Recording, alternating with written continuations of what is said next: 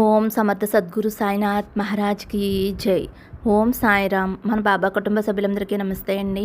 మీ అందరిపైన షిరిడి సాయినాథ్ ఆశీస్సులు ఉండాలని, మీరు ఎప్పుడూ సంతోషంగా ఆనందంగా ఉండాలని మనస్ఫూర్తిగా ఆ బాబా గారిని కోరుకుంటున్నాను. ఫ్రెండ్స్, బాబా గారు అంటే ఇష్టం ఉన్న ప్రతి ఒక్కరు కూడా బాబా గారి కోసం ఒక చిన్న లైక్ అయితే ఇవ్వండి. ఈరోజు వీడియోలో మన బాబా గారి సందేశం అండి. మన బాబా గారు ఏమంటున్నారంటే, బిడ్డ, నీకు ఇష్టమైన వారు నిన్ను వెతుక్కుంటూ రాబోతున్నారమ్మా. అది ఎప్పుడు రాబోతున్నారో తెలుసా తల్లి? నాకు ఇష్టమైన రేపు గురువారం రోజునే తల్లి. రేపే గురువారం. నీ మనసుకు నచ్చిన వారు నిన్ను వెతుక్కుంటూ నీ వద్దకు వస్తారు. నేను తీసుకువచ్చిన ఈ శుభవార్తను కాదు అని నన్ను అగౌరవపరచకమ్మా. వెనక్కి పంపవద్దు ఈ శుభవార్తని. నేను చెప్పేది విని ఎంతో ఆనందంగా సంతోషంగా ఉండు తల్లి. నా మీద భక్తితోటి వీటిలో ఒక నెంబర్ తాకు అని అయితే మన బాబా గారు మన అందరి కోసం చాలా అంటే చాలా చక్కటి సందేశం తీసుకువచ్చారండి.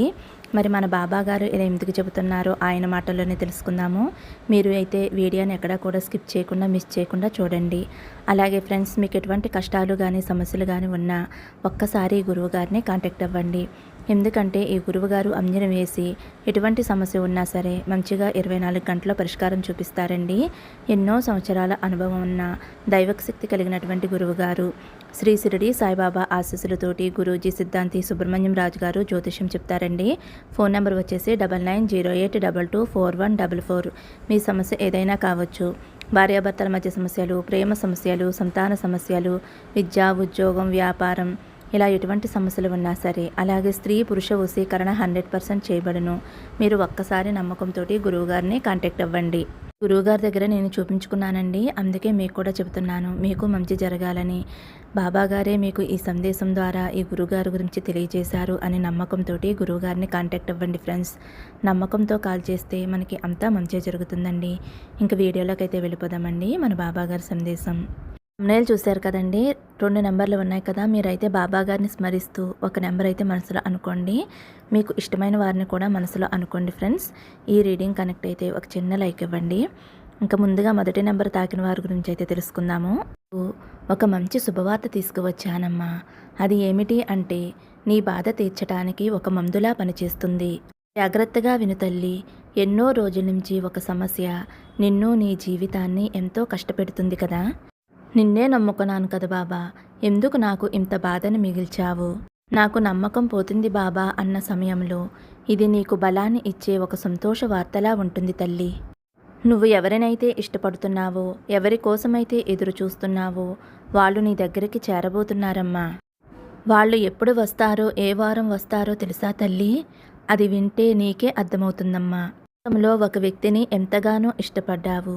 జీవితమే ఆ వ్యక్తి అని అనుకున్నప్పుడు జీవితం దూరమైంది అని ఎంతగానో వేదన పడ్డావు, బాధపడ్డావు.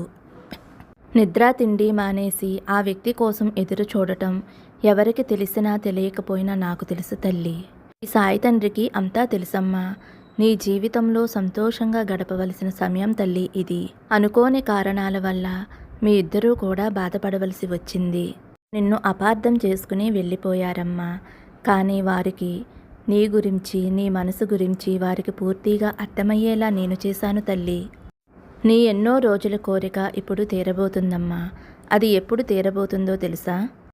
ఈ గురువాకు ఇస్తున్న నీ బాబా తండ్రికి ఇష్టమైన గురువారమే తల్లి. రేపు గురువారం నీకు తెలుస్తుంది, ఈ బాబా తండ్రే ఇదంతా చేశారు అని నీకు అర్థమవుతుంది. నా జీవితం ఇంతే అని సరిపెట్టుకున్న సమయంలో నీకు కావలసిన వ్యక్తిని నీ వద్దకు చేరుస్తున్నానమ్మా. మంచి కష్టం నుంచి వచ్చే కన్నీరు నీకు రాకూడదు. నీ కళ్ళల్లో ఆనంద కన్నీరు మాత్రమే రావాలమ్మా. నీకు ఆనందం కలిగించాను బిడ్డ అని చెప్పటానికే. చాలు ముందు కలిగించావా బాబా అని అనుకోవద్దు తల్లి. ఎవరు నీతో ఉన్నా లేకపోయినా ఈ సాయి బంధం నీతోనే ఉంటుంది తల్లి. ఎవరు నిన్ను వదిలేసినా ఈ బాబా మాత్రం నీ చేయి వదలడు తల్లి. కొద్ది రోజులుగా నా మీద నీకు నమ్మకం తగ్గిందమ్మా. నేను చెప్పేది నీ చెవుల దాకా చేరింది కానీ నీ మనసు దాకా చేరలేదమ్మా.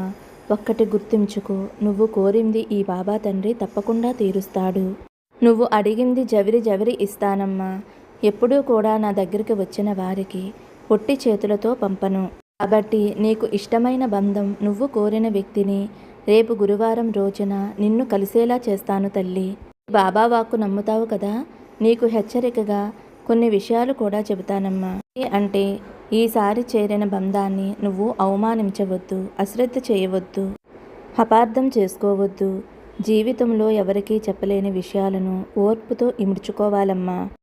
అతి కోపం బంధాన్ని, స్నేహితుల్ని దూరం చేస్తుంది కాబట్టి ఆ పరిస్థితి తెచ్చుకోవద్దమ్మా. నిన్ను చేరిన బంధాన్ని ఎందుకు ఇన్ని రోజులు దూరంగా ఉంది అని గుర్తు చేసుకో. ఇన్ని రోజులు నా దగ్గరికి రాలేదు అని నువ్వు గుర్తుంచుకో.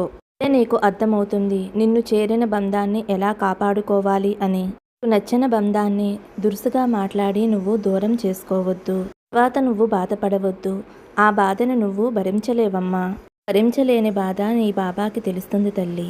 అందుకే నిదానంగా నెమ్మదిగా ఉండు. ఇష్టమైన వ్యక్తి రేపు నిన్ను వెతుక్కుంటూ వస్తారు. వారిని మళ్ళీ దూరం చేసుకోవద్దు. వారిని బాధ పెట్టేలా మాట్లాడితే తర్వాత నువ్వు పశ్చాత్తాపడతావు.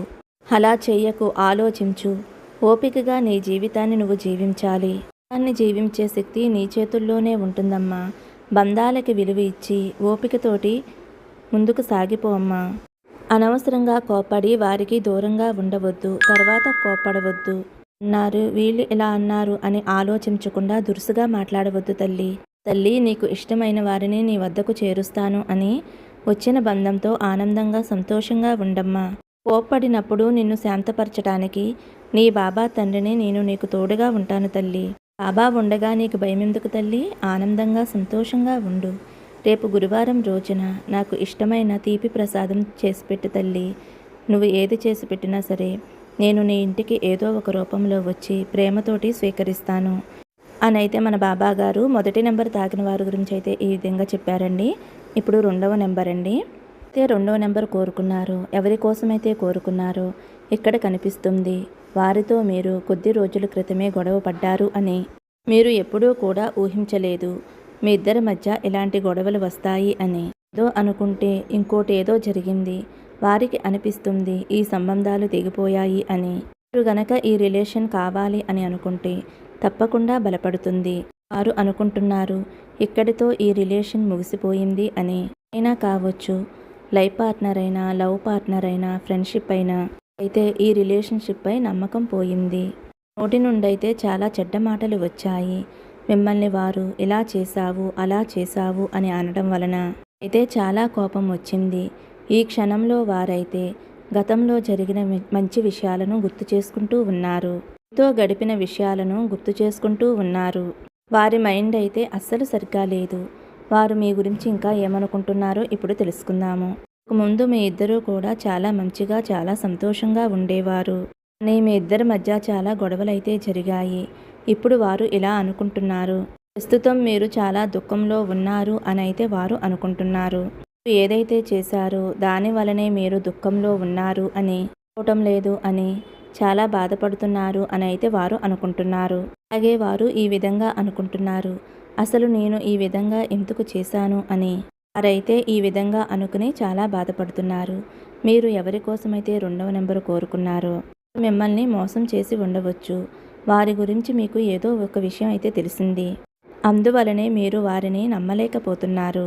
ఇద్దరు రిలేషన్షిప్ ముందు ముందు ఎలా ఉండబోతుంది అంటే ఇద్దరు ఫీలింగ్స్ కూడా ఇప్పుడైతే తెలుసుకుందాము. ఇద్దరు రిలేషన్ను రాబోయే కాలంలో ఎలా ఉండబోతుంది అంటే ఎవరి కోసమైతే ఈ నెంబరు అనుకున్నారు వారు ఈ విధంగా చేశారు అని అస్సలు నమ్మలేకపోతున్నారు. మీరైతే చాలా చాలా బాధలో ఉన్నారు. ఇంత మంచిగా రిలేషన్ సాగుతూ ఉండగా ఎందుకు వారు ఇలా చేశారు, ఎందుకు నాకు మాత్రమే ఇలా జరుగుతూ ఉంది అని మీరు అనుకుని బాధపడుతూ ఉన్నారు. జరిగిందేదో జరిగిపోయింది. జరిగిన దానికి బాధ అయితే ఉంటుంది. దానిని మర్చిపోయి మీ పనుల మీద మీరు ధ్యాస పెట్టండి. అలాగే మీరు మీ చదువుపై ధ్యాస పెట్టాలి అని అనుకుంటున్నారు. జీవితం అయితే జీవించాలి కదా, అది చదువైనా, ఉద్యోగమైనా, వ్యాపారమైనా.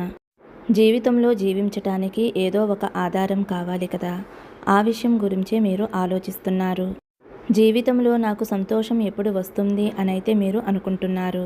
మీరు పడుతున్న బాధని మీరు బయట పెట్టాలి అని అనుకోవటం లేదు. మీకు తెలుసు మీకోసం మీ వారంటూ ఎవరూ లేరు అని. మీ బాధని అర్థం చేసుకునేవారు కూడా ఎవరూ లేరు. ఎవరినైతే మీరు నమ్మారో వారైతే ఈ విధంగా చేశారు. ఎవరి కోసమైతే రెండవ నెంబరు కోరుకున్నారో వారు అనుకుంటున్నారు మీరు చాలా బాధపడుతున్నారు అని, వారి గురించి చెడ్డవారిగా అనుకుంటున్నారు అని. వారు అసలు మంచిగా కనిపించటం లేదు అని మీరు అనుకుంటున్నారు అని.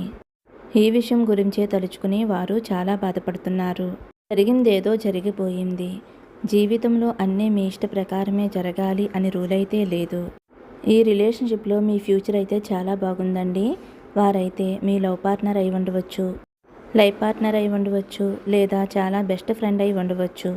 ఎవరైనా సరే వారితో మీ జీవితం అయితే చాలా చాలా బాగుంది. ఇద్దరి మధ్యలో చాలా అటాచ్మెంట్ అయితే ఉంది. మీరు ఆ వ్యక్తిని వదులుకోవాలి అని అనుకోవటం లేదు. ఎందుకంటే ఆ వ్యక్తిలోనే మీ ఆత్మ అనేది ఉంది. ఆ వ్యక్తి మీరు కలవటానికి రావాలి అని అయితే కోరుకుంటున్నారు. మీతో ట్రావెల్ చేయాలి అనుకుంటున్నారు. మీతో బయటికి వెళ్ళాలి, మీతో సంతోషంగా ఉండాలి అని, మీతో జీవితాన్ని గడపాలి అని అయితే వారు అనుకుంటున్నారు. మీరు ఉంటేనే వారి జీవితంలో అన్నీ ఉన్నాయి అని, మీరు లేకపోతే వారి జీవితంలో ఏమీ లేదు అని అయితే వారు అనుకుంటున్నారు. ఒక్కొక్కసారి ఎలా ఉంటుంది అంటే మీరు అంగీకరించలేకపోతూ ఉంటారు, వారు కూడా అంగీకరించలేకపోతూ ఉంటారు. ఎవరి జీవితంలో కూడా ఏదీ కూడా పర్ఫెక్ట్గా ఉండదు. ఏదో ఒక చోట ఇబ్బందులు అనేవి వస్తూ ఉంటాయి, రావాలి కూడా. అన్నీ పర్ఫెక్ట్గా ఉంటే అది జీవితం ఎందుకు అవుతుంది? మీ ఎదురుగా ఉన్న వాటిని యాక్సెప్ట్ చేసినట్లయితే మీ జీవితంలో రాబోయే కాలంలో, రాబోయే రోజుల్లో చాలా చాలా సంతోషాలు అనేవి ఉన్నాయి. ఒకవేళ ఫీమేల్ అయ్యుంటే, మీరు కోరుకున్న వ్యక్తి మేల్ అయ్యుంటే, చాలా స్ట్రాంగ్ ఎనర్జీస్తో ఉన్నారు, మంచి ప్రొఫెషన్లో ఉన్నారు. మొత్తం అన్నీ కూడా వారి చేతుల్లోనే ఉన్నాయి. మీకు నిర్ణయం తీసుకోవటానికి టైం పట్టవచ్చేమో కానీ వారు చాలా తొందరగా ఏ నిర్ణయమైనా కూడా తీసుకోగలుగుతారు. అన్నిటినీ కూడా వారి కంట్రోల్లోనే ఉంచుకోగలుగుతారు. మీకైతే ఏమీ అర్థం కావటం లేదు ఏం చెయ్యాలి అని. ఈమెయిల్స్ కనుక చూస్తున్నట్లయితే ఇక్కడ కొద్దిగా ఇబ్బందులు కనిపిస్తున్నాయి. ఒకవేళ మేల్ అయితే వీడియో చూస్తున్నట్లయితే మీ ఫీమేల్ పర్సన్ ఎవరైతే ఉన్నారో వారితో మీరు అడ్వైస్ అయితే తీసుకోండి. వారి దగ్గర ఏదో ఒక పవర్ అయితే ఉంది. డెసిషన్ తీసుకోవటం కోసం మంచి పవర్ ఉంది. మీరు మేల్ అయి ఉండవచ్చు. ఒక్కొక్కసారి ఫీమేల్ ఎనర్జీస్ అనేవి బాగా పనిచేస్తాయి. అందరి గురించి ఆలోచించినప్పుడు ఒక్కొక్కసారి డెసిషన్స్ అనేవి తీసుకోలేరు. మీ పర్సన్లో ఉన్న క్వాలిటీస్ చాలా చాలా మంచి క్వాలిటీస్. ఏదైనా డెసిషన్ తీసుకుంటే చాలా అంటే చాలా పర్ఫెక్ట్గా ఉంటుంది. ఆ క్వాలిటీ అనేది అందరిలో ఉండదు. మీరు ఈ రిలేషన్షిప్లో ఏదైతే కోరుకుంటున్నారో అవన్నీ కూడా మీకు భవిష్యత్తులో తప్పకుండా లభిస్తాయి. కొంత సమయం మాత్రమే మీ రిలేషన్లో బ్రేక్ అనేది వచ్చింది. మంచి చెడులు అందరికీ వస్తాయి. మీ ఇద్దరూ కూడా మంచి కనెక్షన్లో ఉన్నారు. మీ రిలేషన్ ఏదైతే ఉందో అది చాలా స్వచ్ఛమైనది. ఇక్కడ ఇద్దరూ కూడా ఒకరికి ఒకరు బాగా తెలిసిన వారై ఉన్నారు.